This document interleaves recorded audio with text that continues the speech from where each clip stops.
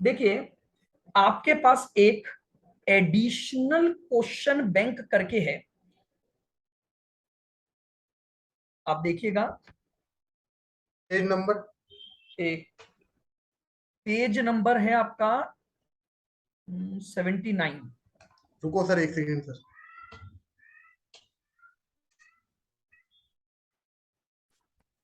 Page number हो सकता है आगे पीछे हो। हेडिंग डली हुई है additional questions related to cancellation extension early delivery. ये एक हेडिंग एडिशनल, आपको मिलेगी, आप देख लो आराम से।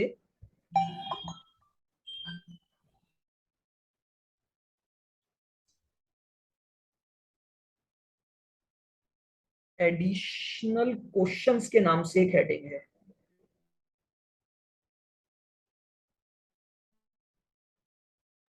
सर 79 पे ही है सर।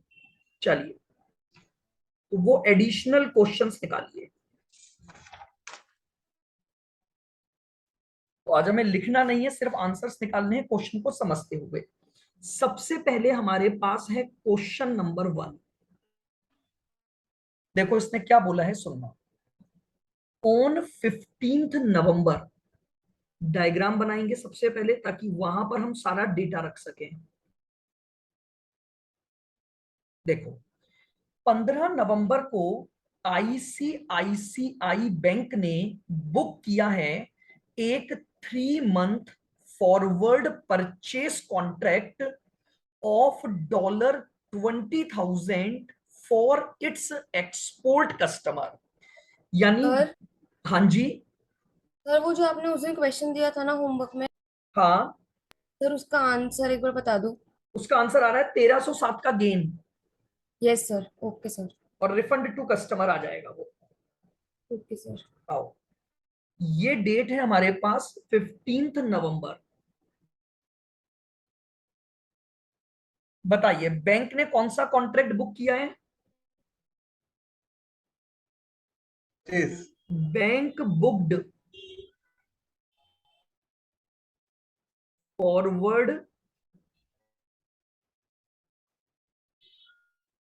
परचेस, कितने का? $20,000। अब मुझे बताइए, अगर बैंक ने कस्टमर के साथ फॉरवर्ड परचेस किया है तो काउंटर क्या किया होगा? सेल। ये लीजिए, तो मैंने यहां पर काउंटर डाल दिया, और काउंटर हुआ है मेरा फॉरवर्ड से। ये मेरा काउंटर कॉन्ट्रैक्ट हुआ है।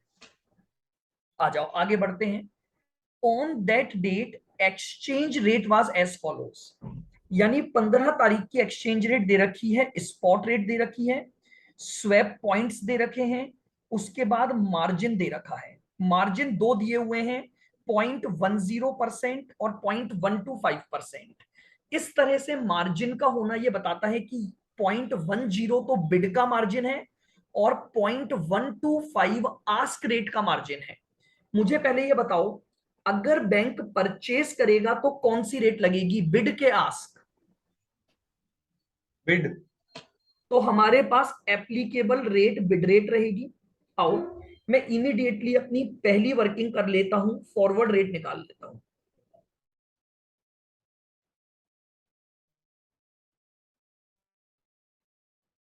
कैलकुलेशन ऑफ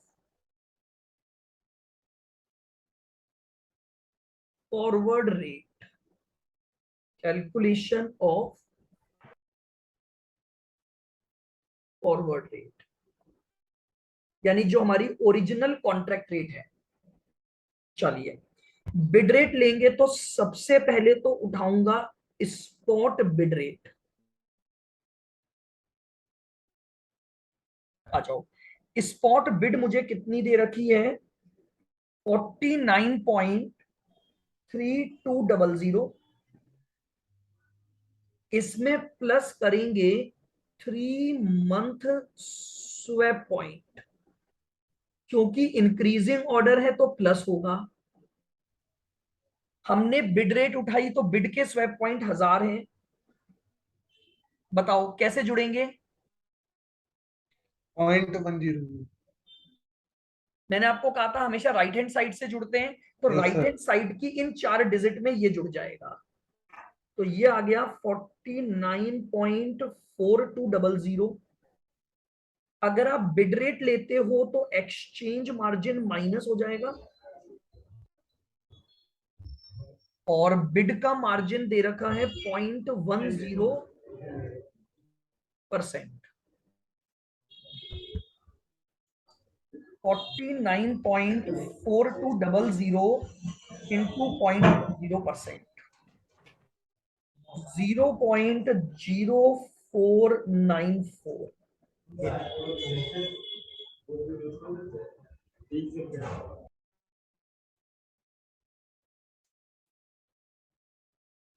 हाँ, स्क्रीन ये लो, बस यहीं से चालू किया है। एडिशनल क्वेश्चन आपको दे रखे हैं, उसका क्वेश्चन नंबर 1 जो आपके पेज नंबर 79 पर मैंने दिया हुआ है। 49.4200 माइनस 0.0494 रेट आ गई।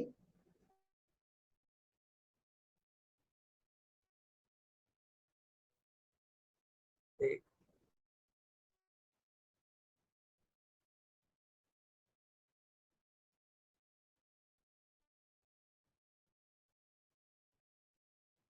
49.3706।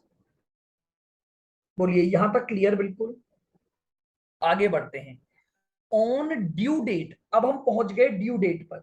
ये इस ट्रांजैक्शन की ड्यू डेट है, ये इस ट्रांजैक्शन की ड्यू डेट है। On due date customer request for cancellation, यहां पर कैंसिलेशन रिक्वेस्ट आ गई।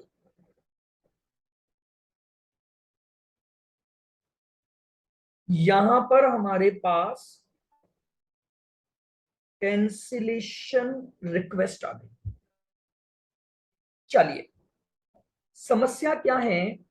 अगर कस्टमर ने अपने कॉन्ट्रैक्ट को कैंसिल कर भी दिया तो भी मुझे मार्केट के कॉन्ट्रैक्ट को सेटल करना पड़ेगा। अब मार्केट को बेचना है तो खरीदना तो पड़ेगा। कस्टमर से खरीदते, कस्टमर ने मना कर दिया तो मैं क्या करूंगा? Spot purchase from market, spot purchase from market. अगर मार्केट से खरीद के लाऊंगा तो मार्केट मुझे बेचेगा, तो मार्केट आस्क रेट लगाएगा, मार्केट आस्क रेट लगाएगा। तो सबसे पहले तो उठाऊंगा स्पॉट आस्क। जिस दिन कैंसिलेशन की रिक्वेस्ट आई उस दिन की स्पॉट आस्क दे रखी है 47.5400। ये इंटरबैंक रेट है। लेकिन ये जो ट्रांजैक्शन मुझे करना पड़ा ये कस्टमर की गलती की वजह से हुआ, तो इसमें एक्सचेंज मार्जिन प्लस कर दिया जाएगा। आस्क रेट में मार्जिन प्लस हो जाता है 0.125%। तो 47.5400 इंटू 0.125%, 0.0594, ये कहलाती है कैंसिलेशन रेट। ये कहलाती है कैंसिलेशन रेट। 47.5400 प्लस 0.0594, 47.59, ये मेरे पास आ गई कैंसिलेशन। समझिएगा, अगर मैं कस्टमर से खरीदता तो मुझे कस्टमर को इस रेट से पेमेंट करना पड़ता, 49 की रेट से पेमेंट करता कस्टमर को। कस्टमर के मना करने की वजह से मैं मार्केट में गया और मार्केट को इस रेट से पेमेंट किया। तो बताओ, मार्केट को ज्यादा पेमेंट हो रहा है या कम पेमेंट हो रहा है?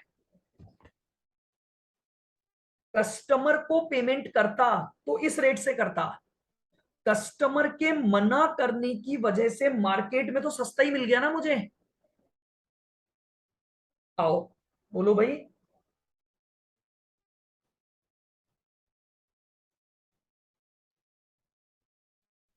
Gain oblique loss to customer, sorry gain और लॉस फॉर कैंसिलेशन। कस्टमर से तो हम क्या करेंगे, रिकवर, और वो उसके बाद देखेंगे गेन और लॉस ऑन कैंसिलेशन।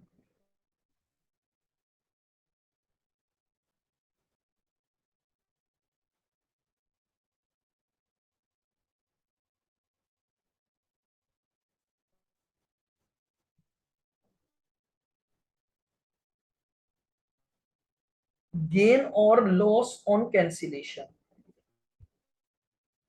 चलिएगा, सबसे पहले बताओ ओरिजिनल रेट क्या थी। 49.3706। ओरिजिनल रेट अगर लगती तो मुझे 49.3706 का पेमेंट करना पड़ता, लेकिन कैंसिलेशन की वजह से मेरे ऊपर जो कैंसिलेशन रेट लगी वो कितनी लगी, 47.5994। 47 पॉइंट। अब ये समझो बस गेन के लॉस। देखो, कस्टमर गेन से खरीदता तो कस्टमर को 39 रुपए देने पड़ते, अब कस्टमर ने मना कर दिया तो मैं मार्केट से खरीद के लाया, तो मार्केट को तो 47 रुपए ही दिए, तो सस्ता मिल गया ना मार्केट में मुझे। तो इसका मतलब ये मेरा गेन हो गया। गेन 49.3706 माइनस 47.5994, तो ये आ गया 1.7712।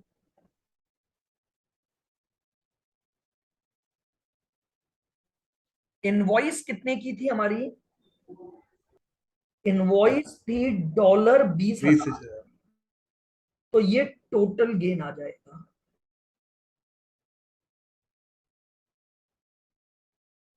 इंटू कर दो 20,000, 35424। अगर गेन है तो आपको गेन कस्टमर को लौटाना पड़ेगा, तो रिफंड टू कस्टमर या पेड टू कस्टमर,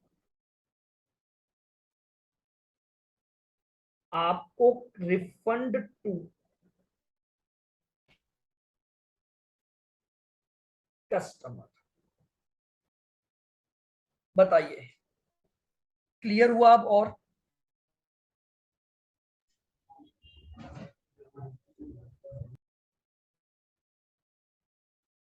सभी जने बताएं क्या क्लियर हुआ, कैसे हमें सोचना है, कैसे डायग्राम पर रखना है, बस उसको अगर आप समझते चलोगे तो आराम से क्वेश्चन सॉल्व होगा। आइए और आते हैं आगे।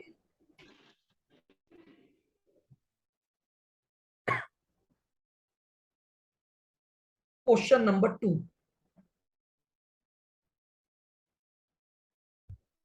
नेक्स्ट क्वेश्चन देखिएगा। आओ, सबसे पहले टाइम लाइन पर डेटा रखेंगे ताकि कॉन्ट्रैक्ट, बस प्रेजेंटेशन देख लो मैं कैसे कैसे बना रहा हूं, उसी तरह को फॉलो करोगे, सारे आंसर आ जाएंगे। 1 अप्रैल को, यानी डेट आ गई हमारे पास 1 अप्रैल। 1 अप्रैल पर bank entered into a forward purchase contract. 1 अप्रैल को बैंक ने फॉरवर्ड परचेस कॉन्ट्रैक्ट किया है, तो बैंक का ही व्यू पॉइंट दे रखा है, तो लिख दो बैंक बुक्ड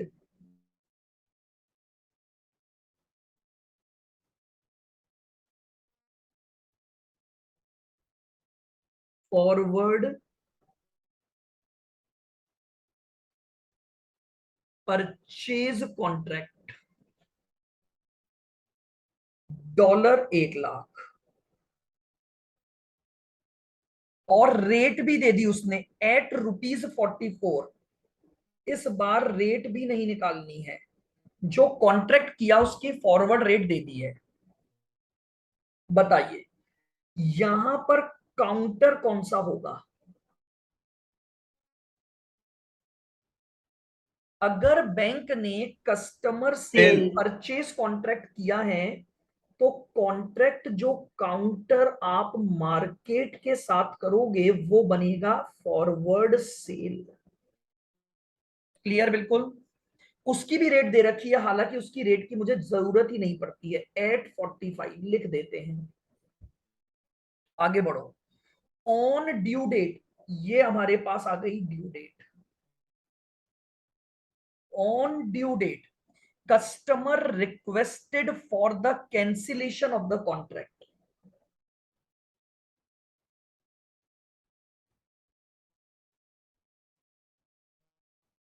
आज कस्टमर ने कैंसिलेशन रिक्वेस्ट डाल दी। जल्दी से बताओ, अगर कैंसिलेशन रिक्वेस्ट डल गई तो इसको पूरा करना ही पड़ेगा। तो Yes, sir. इसको पूरा करने के लिए खरीदोगे कहां से अब? मार्केट से। क्योंकि कस्टमर से खरीदते तो यहां बेच देते। कस्टमर ने अपना कॉन्ट्रैक्ट कैंसिल कर दिया तो आपको इमीडिएटली मार्केट में जाकर स्पॉट परचेस करनी पड़ेगी।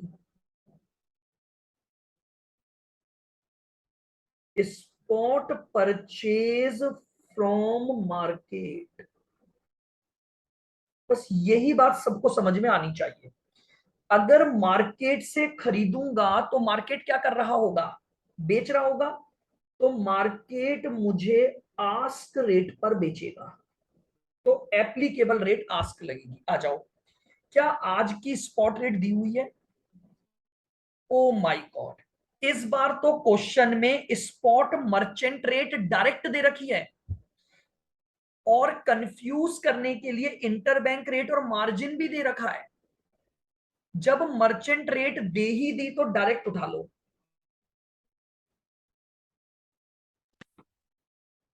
और अगर आप कैलकुलेट भी करोगे तो यही आएगी जो दे रखी है। बताओ, अगर कैंसिलेशन रेट आस्क रेट होगी तो रेट क्या हो गई?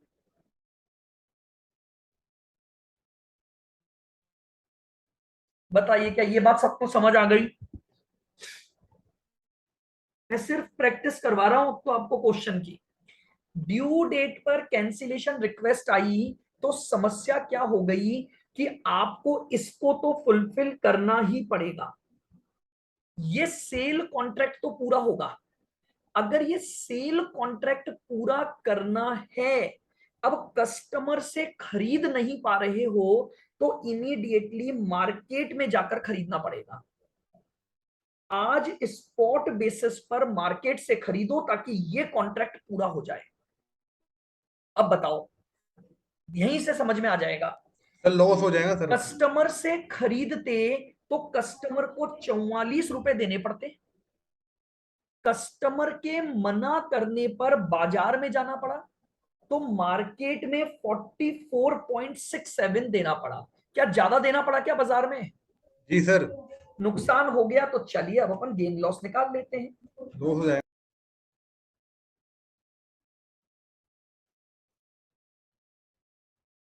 Gain oblique loss due to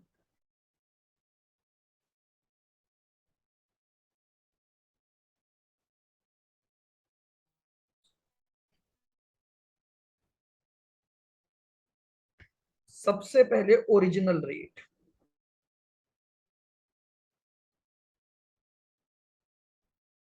तो ओरिजिनल रेट अगर हमारे ऊपर लगती तो 44 लगती, लेकिन कैंसिलेशन रेट क्या लगी?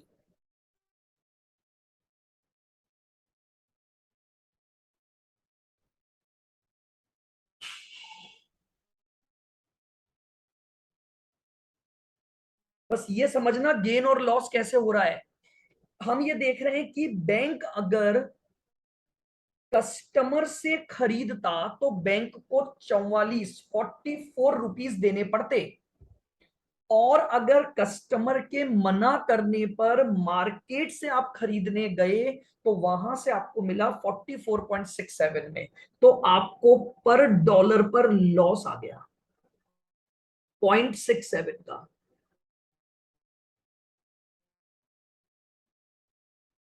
इनवॉइस बनी हुई है $1,00,000 की, इनवॉइस बनी हुई है $1,00,000 की। आपके पास टोटल लॉस, ये आपका आंसर आ गया। बताइए सभी जने, हिमाद्री समझ आ रहा है कि लॉस गेन कैसे देखना है? आपका गलत हुआ था ना ये?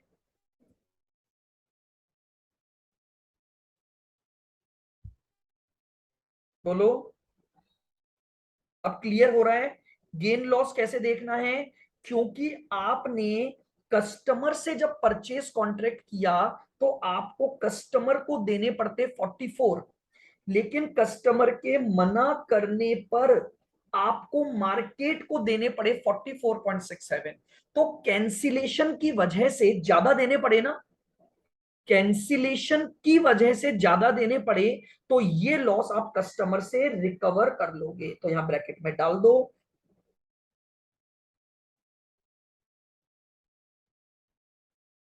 रिकवर्ड फ्रॉम कस्टमर,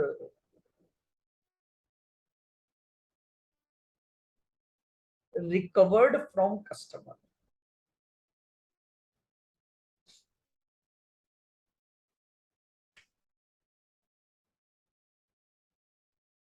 बताइए क्लियर है?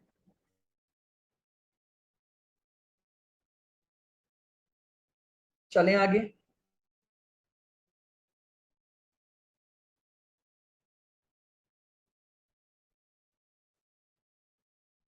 क्वेश्चन नंबर 4, अब ध्यान से समझना इसको, और भी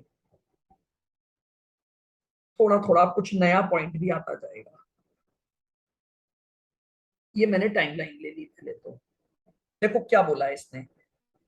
on 15th January you booked, अब यू कौन है मुझे पता ही नहीं है, you booked a forward sale contract for French franc 2.5 lakh for your import customer. तो बताओ यू कौन हो गया यहां पर, यू कौन हो गया? अगर क्वेश्चन ये बोल रहा है कि आपने अपने इंपोर्ट कस्टमर के लिए कॉन्ट्रैक्ट किया, तो यू का मतलब यहां बैंक हो गया, यू का मतलब यहां बैंक हो गया। कई बार तो क्वेश्चन ऐसे घुमा देता है हमें पता ही नहीं लगता कॉन्ट्रैक्ट क्या दे रखा है, तो रीड करना बहुत जरूरी है क्वेश्चन को प्रॉपर मैनर में। क्लियर? तो यानी ये कॉन्ट्रैक्ट जो है, यू जो है वो बैंक है। तो बताओ बैंक ने कौन सा कॉन्ट्रैक्ट किया? ये है 15 जनवरी, 15 जनवरी,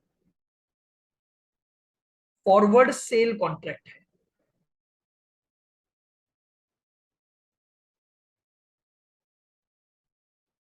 bank booked forward sale contract, और है ना वैसे भी समझ में आना चाहिए, इंपोर्टर है, इंपोर्ट कस्टमर है, तो इंपोर्टर को पैसे देने होंगे, इंपोर्टर को डॉलर देने होंगे, तो वो डॉलर बैंक से खरीदने आएगा तो बैंक उसे बेचेगा। तो बैंक ने बुक किया फॉरवर्ड सेल कॉन्ट्रैक्ट, कितना? FF 250 का। पहले यहीं रुको। अच्छा इसने सारा कुछ बता दिया। ड्यू डेट 15 फरवरी आएगी। कॉन्ट्रैक्ट किस रेट पर हुआ है? एट ₹6.95। जल्दी से यहां पर काउंटर डाल दो, जल्दी से यहां पर काउंटर डाल दो। बताओ अगर कस्टमर के साथ फॉरवर्ड सेल बुक किया है, परचेज तो फॉरवर्ड परचेज मार्केट से करना पड़ा होगा, फॉरवर्ड परचेज मार्केट से करना पड़ा होगा। जहां अटको मुझे वहीं रोक देना, ताकि एक एक चीज क्लियर आए। सर ये आजा, फॉरवर्ड क्यों लिखते हैं सर यहाँ पे सर? क्योंकि आज ही के दिन होता है जो सेटल यहां होगा। अच्छा। मैं उसको लिखता इसलिए हूं ताकि मुझे लास्ट में पता लगे 15 जनवरी को कस्टमर आया था ना मेरे पास, हाँ सर। तो ये काउंटर भी 15 जनवरी को होता है। हाँ सर वो तो याद है सर। तो 15 जनवरी को होगा तो 15 फरवरी का तो फॉरवर्ड ही बनेगा ना। हाँ सर। ठीक है, इसलिए मैं उसको यहाँ लिखता हूँ काउंटर। बाकी अपन रेट तो स्पॉट वाली लेते हैं सर यहाँ पे सर। यहाँ पे तो रेट लेते ही कहाँ ऊपर तो। एक 15 फरवरी के दिन तो लेते हैं अब ना वो सर। तो स्पॉट इसलिए लेते हो ना क्योंकि कैंसिलेशन हो गया। हाँ उस दिन की रेट लेते हैं तो सर। आओ, अब इसने क्या बोला, on the due date customer request for the cancellation of the contract.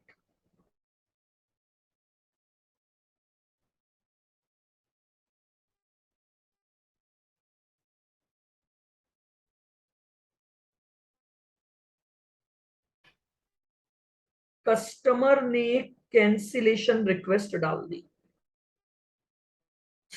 जल्दी से बताओ, अगर कैंसिलेशन रिक्वेस्ट आई, आपको ये परचेस तो फुलफिल करना पड़ेगा। अब प्रॉब्लम क्या हो गई सुनना, आपने मार्केट से परचेस तो कर लिया, परचेस करके आपको कस्टमर को देना था कि नहीं देना था, कस्टमर को बेचना था, लेकिन कस्टमर ने लेने से मना कर दिया, तो आपको इमीडिएटली क्या करना पड़ जाएगा, स्पॉट सेल विथ मार्केट।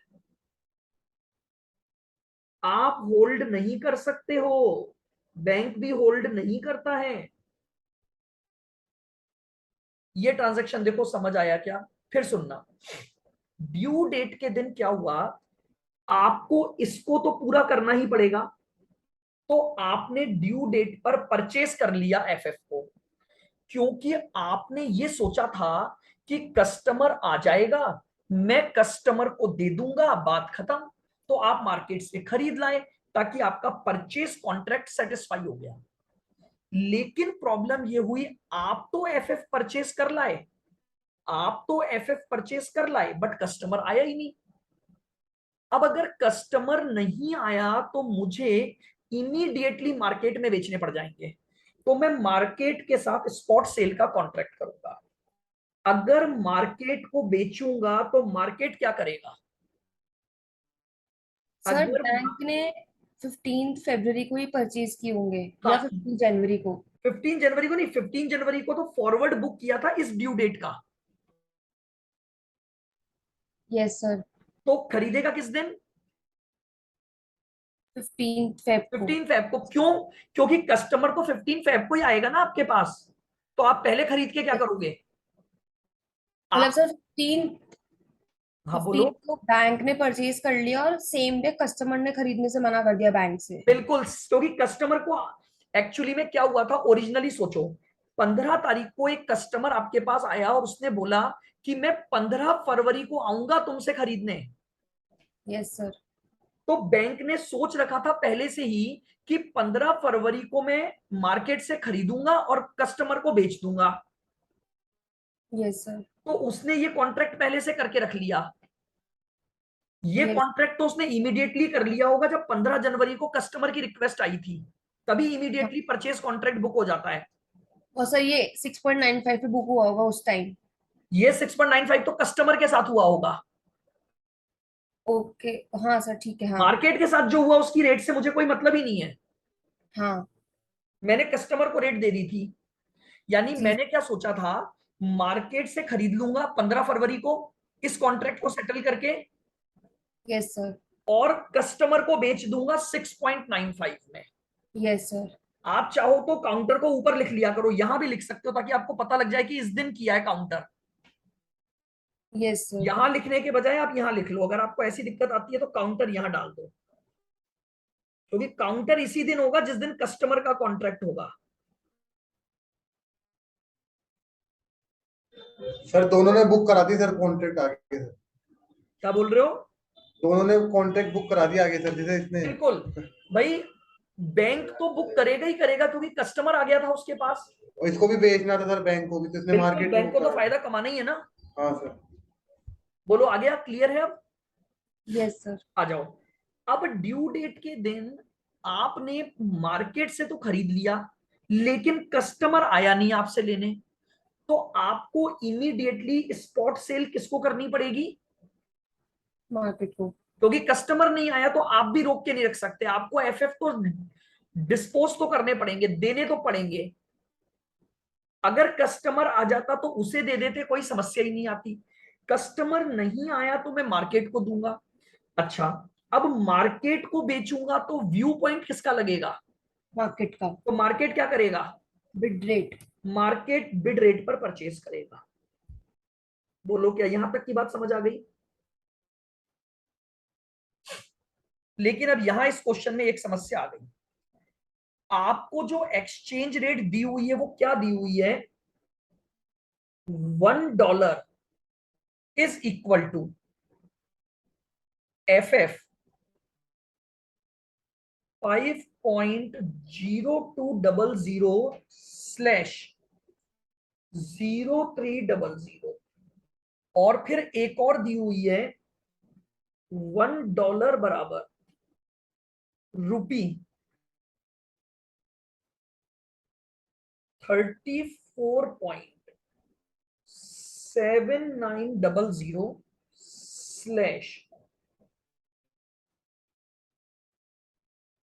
समझ रहे हो? तो मुझे अब क्रॉस रेट लगानी पड़ जाएगी। मुझे निकालनी है 1FF बराबर रुपी, क्योंकि कस्टमर के साथ जो सेल कॉन्ट्रैक्ट हुआ था वो यही हुआ था, उसे FF बेचूंगा इतने रुपए के बदले में।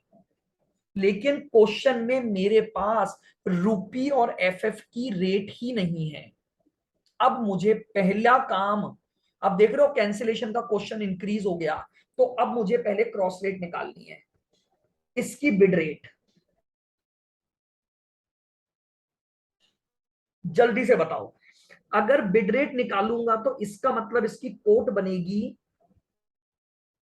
बैंक बाय करेगा FF, buy FF and sell rupee. Bank की जगह आप यहां मार्केट लिख सकते हो, क्योंकि तो अभी मार्केट आएगा ना सर यहाँ पे। मैं वही बोल रहा हूं, बैंक की जगह आप मार्केट लिखो, क्योंकि आप मार्केट की तरफ से काम कर रहे हो अब। Yes sir. हालांकि केवल बस ये लिखना ही काफी है, बाय FF एंड सेल रुपी। अब याद है आपको बचपन से, बचपन मतलब इस चैप्टर का बचपन, मैंने बताया था जिस करेंसी को बेचोगे वहां से क्रॉस रेट निकालना चालू करोगे। Sell rupees buy dollar. तो मैं सबसे पहले करूंगा sell rupee and buy dollar act. इस कोट में डॉलर के साथ बाय है और डॉलर बेस करेंसी है, तो बताओ अगर डॉलर को खरीदोगे तो क्या रेट लग गई? 34.3। $1 बराबर रुपीज 34 सर एक बार वापस बता दो। हाँ जी, पहले ये बात समझ आ गई कि क्रॉस रेट क्यों निकालनी पड़ रही है। देखो, कस्टमर को जो कॉन्ट्रैक्ट देना था ना वो था 1FF बराबर इतने रुपए, यानी यस। FF वर्सेस रुपी की रेट चाहिए थी ना मुझे। Yes sir. लेकिन यहां पर डॉलर वर्सेस FF दे रखा है और डॉलर वर्सेस रुपी दे रखा है, FF वर्सेस रुपी नहीं है मेरे पास। Yes sir. तो इन दोनों के बीच में अगर मैं क्रॉस रेट निकालूंगा तो FF वर्सेस रुपी आ जाएगा। क्लियर? Yes sir. और मुझे FF वर्सेस रुपी की बिड रेट निकालनी है। Yes sir. बिड रेट यहीं लिख चुका हूं मैं। हाँ सर। तो अब मैंने बोला बिड रेट का मतलब हो गया बेस करेंसी को खरीदोगे, दूसरी करेंसी को बेचोगे। तो मैंने हमेशा आप लोगों को बताया है कि क्रॉस रेट में बेचे जाने वाली करेंसी से चालू करते हैं अपन। तो बताओ अगर मैं रुपी बेचूंगा तो मुझे रुपी के अगेंस्ट तो डॉलर ही मिल रहा है ना, यस सर। तो मैंने रुपी बेचा और डॉलर खरीद लिया। बोलो क्लियर। Yes sir. अब मुझे बताओ रुपी और डॉलर की रेट में बेस करेंसी कौन सी है? Sir dollar. रुपी और डॉलर की कोट में बेस करेंसी कौन सी है? सर डॉलर हुई ना। डॉलर है। डॉलर के साथ क्या शब्द है? बाय। तो बाय किस रेट पर होता है? बिड के आस्क। बिड। तो मैंने एक रेट उठा ली कि अगर मैं रुपी बेचूंगा और डॉलर खरीदूंगा तो बिड रेट पर यह कॉन्ट्रैक्ट होगा मेरा। Yes sir. आ जाओ। अब मैंने क्या खरीद लिया? मैंने क्या डॉलर। खरीदा? डॉलर। जबकि मुझे डॉलर तो चाहिए ही नहीं था, तो अब डॉलर को वापस बेच दो। Sell dollar and buy FF. Dollar बेचोगे और एफएफ खरीदोगे, तो बताओ अभी भी डॉलर और एफएफ में डॉलर ही बेस करेंसी है। Yes sir. डॉलर को बेचोगे तो आस्क रेट लगेगी, तो $1 बराबर, एक मिनट रुकना।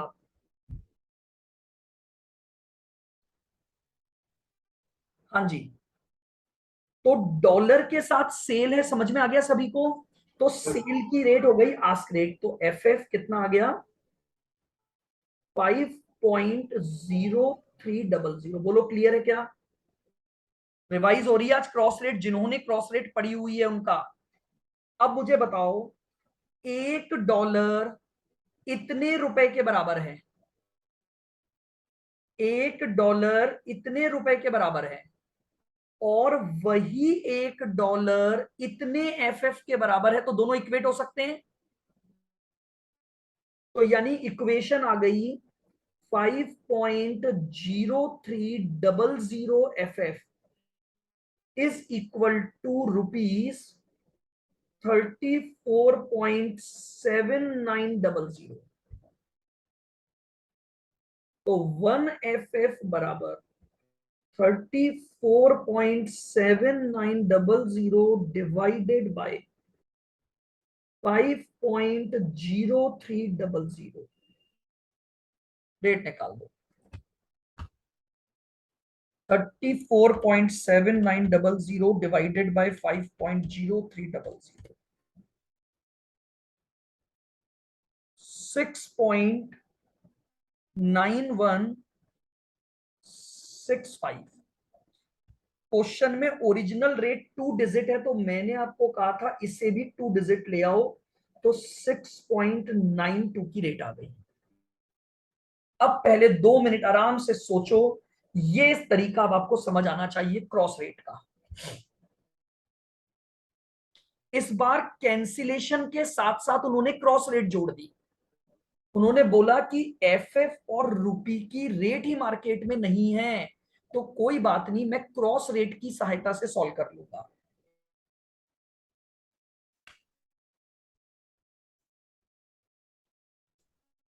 सर हाँ जी बोलो। सर ये क्वेश्चन में ये दोनों रेट के बीच में कुछ लाइन दे रखी है ना सर, इसमें क्या हो, इसका मतलब क्या हुआ सर? क्या? ये दो रेट दे रखी ना, स्पॉट रेट, दोनों बार स्पॉट रेट दे रखी ना सर, तो दो। तभी तो पता लगा मुझे क्रॉस रेट निकालनी पड़ेगी।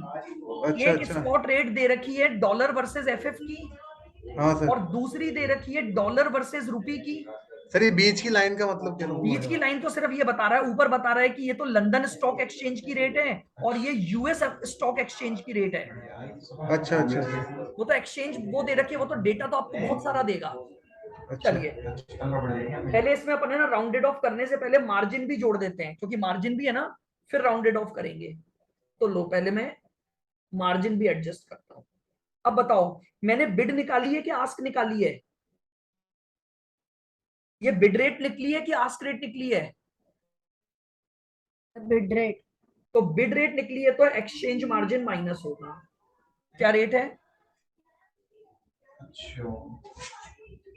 0.15%। 6.9165 इंटू 0.15%, 0.0104, 6.9165 माइनस 0.0104, ये आ गया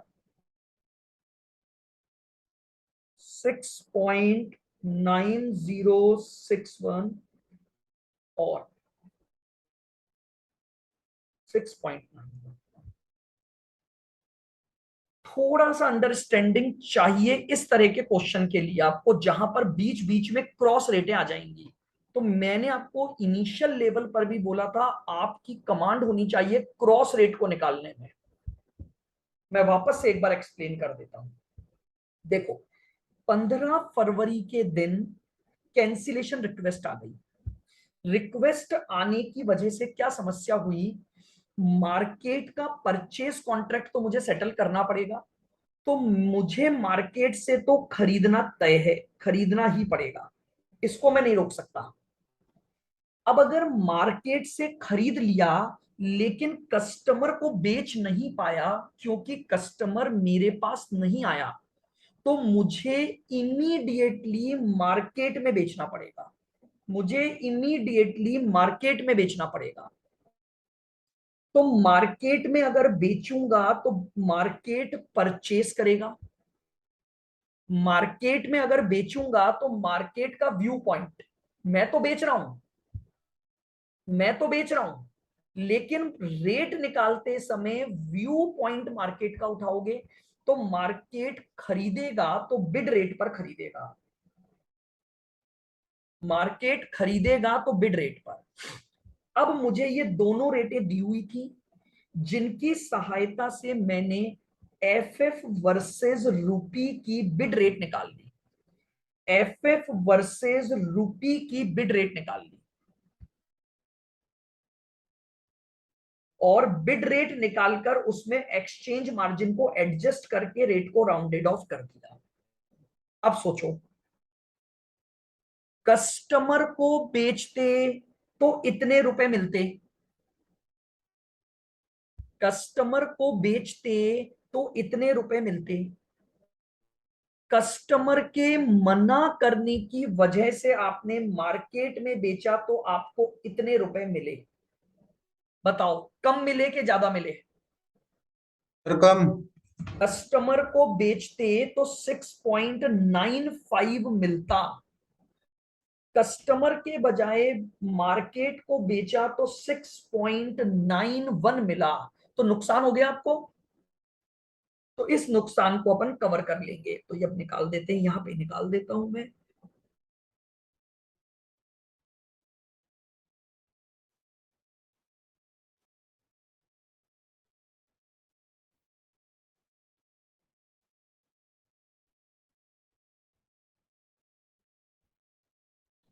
गेन और लॉस ड्यू टू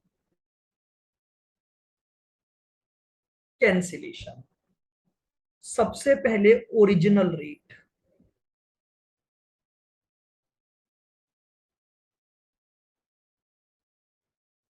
सबसे पहले ओरिजिनल रेट 6.95,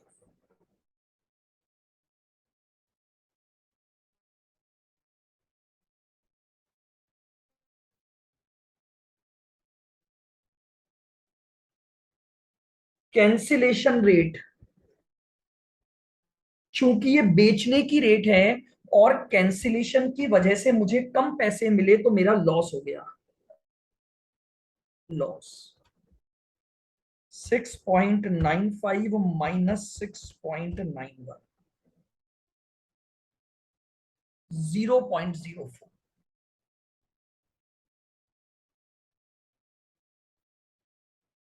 मेरे पास इनवॉइस है एफ 250, ये टोटल लॉस आ जाएगा,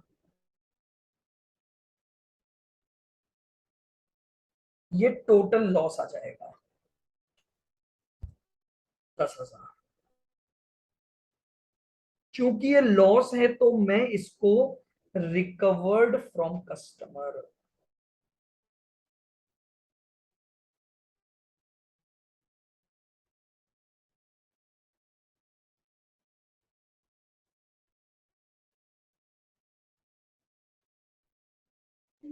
सर बिड रेट निकालेंगे तो मार्केट व्यू से निकाले, बैंक से निकाले, हमेशा माइनस करेंगे ना एक्सचेंज मार्जिन। बिल्कुल बिल्कुल, मार्जिन का एडजस्टमेंट तो मैंने यहीं से समझा दिया। अगर डिसीजन और आ आस्क रहा है निकालेंगे। निकालना है तो मार्जिन लेस होगा, अगर हाँ, डिसीजन आ रहा है कि आस्क रेट निकालना है तो मार्जिन प्लस होगा हमेशा। भले मार्केट व्यू पॉइंट निकाले, बैंक व्यू पॉइंट कोई भी निकाले, दोनों निकाले, से। रेट दो ही जने निकालेंगे, या तो बैंक निकालेगा या बैंक मार्केट या निकालेगा। मार्केट। और यस। दोनों के केस में रूल एक ही है, बिड रेट में मार्जिन लेस होगा, आस्क रेट में मार्जिन जुड़ेगा। बोलो क्लियर बिल्कुल। तो ये आपके पास ड्यू डेट कैंसिलेशन में एक और कॉन्सेप्ट भी आ गया, जो कि आ गया किसको लेकर, क्रॉस रेट को लेकर। आराम से देख लो, 2 मिनट दो, पूरे क्वेश्चन को समझो। समझने वाला पार्ट नया इसमें बस एक ही आया है, क्रॉस रेट का। बाकी पार्ट तो आपको ऑलरेडी आता था। तो क्रॉस रेट की कैलकुलेशन एक बार समझ लो, कोई डाउट है तो आप मुझसे अभी पूछ लो।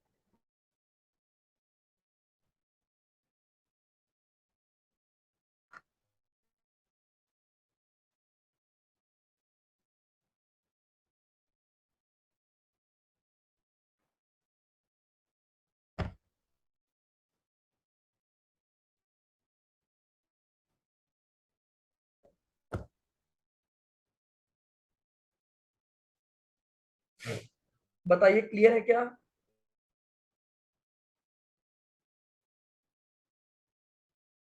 जल्दी बोलो।